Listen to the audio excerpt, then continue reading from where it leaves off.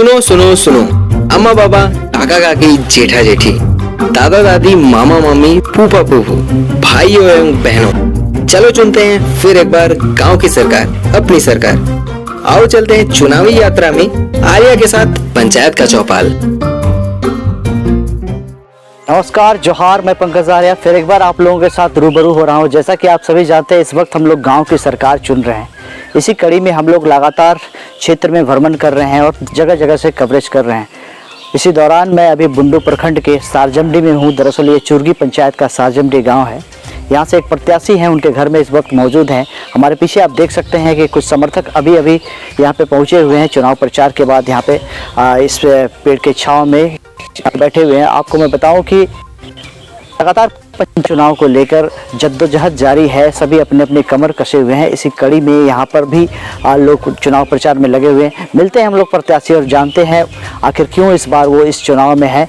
और इस पंचायती चुनाव यात्रा में आज मिलते हैं हम लोग बुंडू प्रखंड के जिला परिषद के उम्मीदवार प्रदीप मुंडा से और उनसे बातें करते हैं। प्रदीप जी, आर्या न्यूज़ झारखंड के चुनावी यात्रा में आपका बहुत बहुत स्वागत है। नमस्कार। सबसे पहले मैं पंचपरगना वासियों को खतियानी जोहार कहना चाहूँगा और साथ ही हमारे बुंडू के जितने भी भाई बंधु हैं सबको मेरे ओर से जोहार।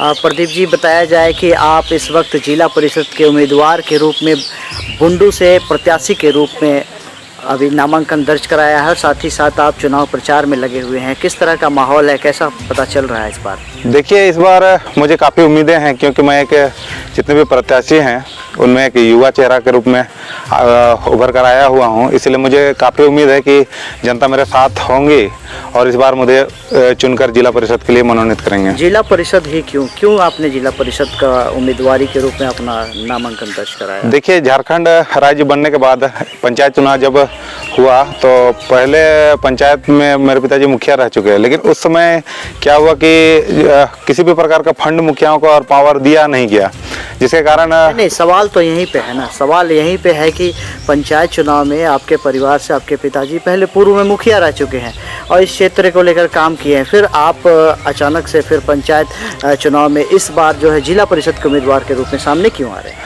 देखिए, मैं एक बचपन से ही जब पापा मुखिया थे उस समय से बहुत आदमियों की समस्या देखता हूँ।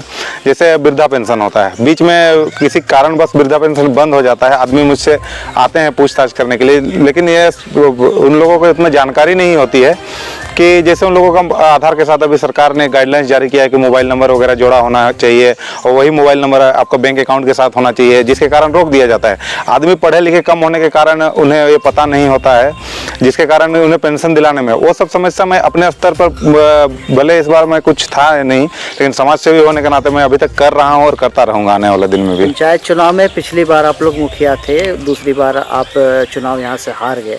अब जिला परिषद के रूप में किस्मत आजमा रहे हैं, तो ऐसा क्या वजह है कि आप जंप करते हुए वहाँ पे पहुँचे? देखिए, बात वही तो मैं कहा कि बहुत सारे ऐसे छोटे मोटे समस्या हैं। जैसे पूरे प्रखंड का स्थिति देख लिया जाए, जैसे मनरेगा का जो काम होता है, काम तो आदमी को दिया जाता है, अच्छी बात है, लेकिन उन्हें समय पर भुगतान नहीं मिलता है। एक गरीब आदमी काम क्यों करता है? क्योंकि शाम को हम अपने बाल बच्चों के साथ रोजी रोटी चैन से खा सके, नहीं तो वो बाहर जा सकते हैं। लेकिन सरकार जब बोलती है कि काम हम घर में बैठ के देंगे, नरेगा को बनाया अच्छी बात है, लेकिन समय पर उसको भुगतान भी तो करना चाहिए ताकि लेबरों को दिक्कत ना हो।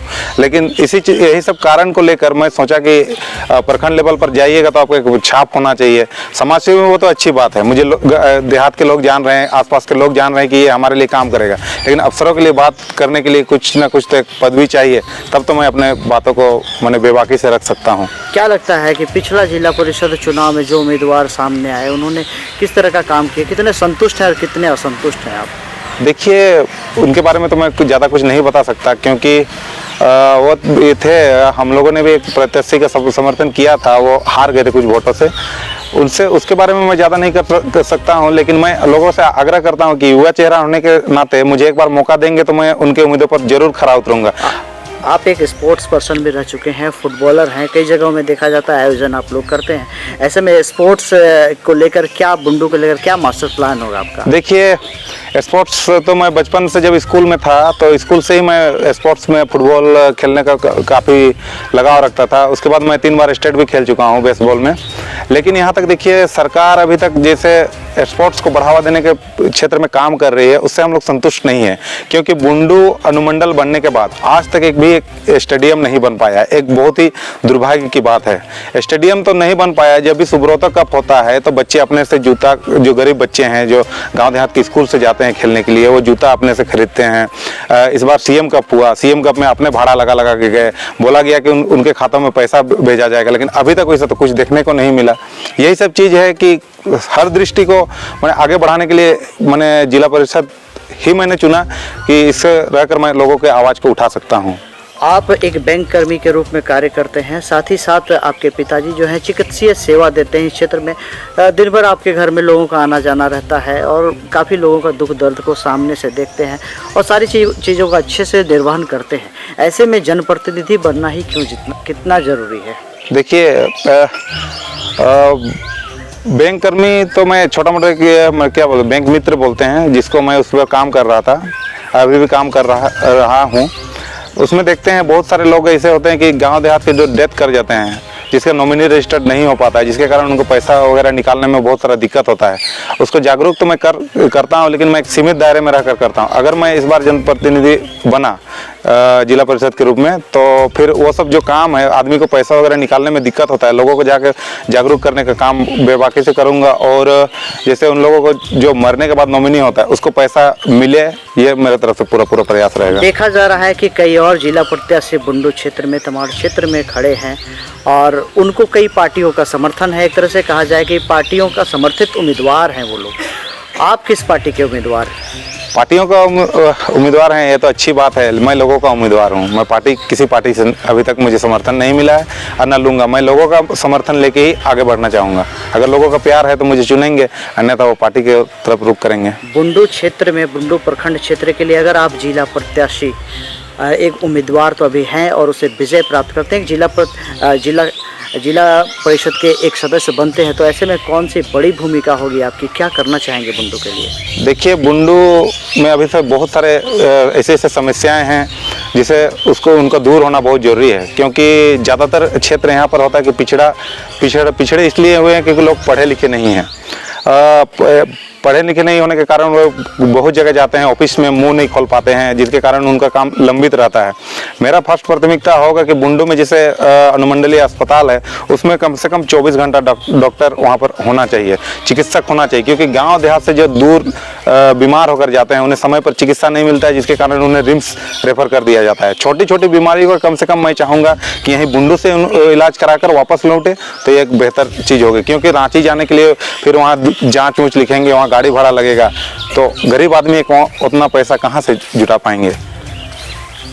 आपको सबसे अंतिम में मैं एक सवाल करना चाहूँगा कि कांची नदी को लेकर देखा जा रहा है कि कांची नदी में इस वक्त जो है वो गर्मी का सीज़न है, पानी बहुत कम है और आपके घर के किनारे ही ये नदी बहती है।